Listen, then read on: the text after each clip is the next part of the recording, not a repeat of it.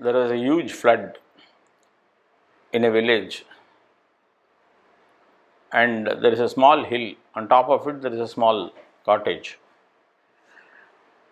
Now, everybody in the village to escape from the flood started going up the hill. A lot of lightning, thunder, and everybody is slowly going up. Almost every person in the village is up in the hill in a small cottage. Now, the incessant rain, and the rain doesn't look like it is stopping. From the top of the hill, everybody is looking down, and the flood is taking away all their properties. So, the cattle and the rest of the thing is getting washed away down there. Now, somebody in this group is suggesting, probably the nature is very angry with somebody in the village, and the nature wants to punish him. So, to punish that person who is immoral or immoral, there is huge flood and all this lightning and thunder. So, a person in the crowd suggested, we are in the cottage, just outside the cottage, a few feet away, there is a tree. So, the suggestion was, one after the other, all of us will have to go out into the rain, go to the tree and touch the tree.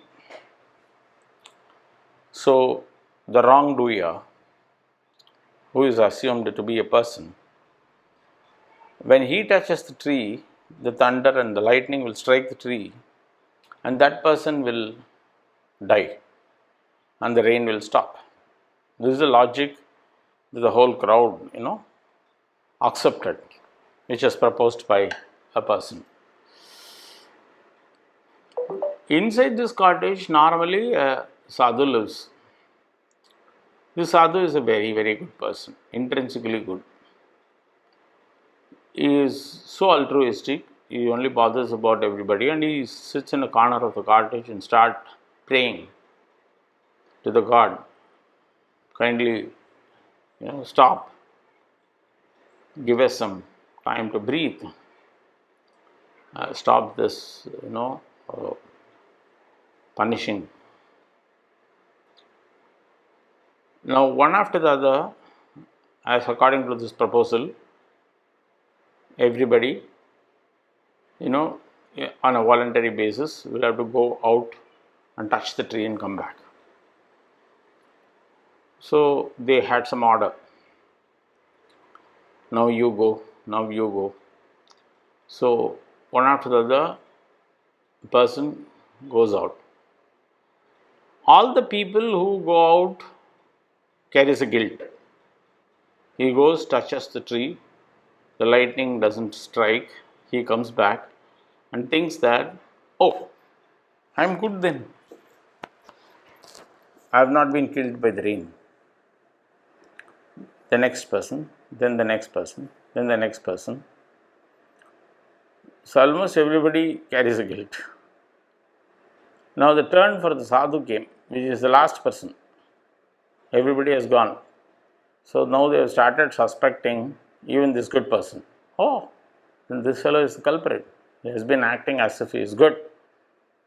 Now, when his turn came, they woke him up from his prayer and said, this is what we have all come about, and now it is your turn to go and touch the tree.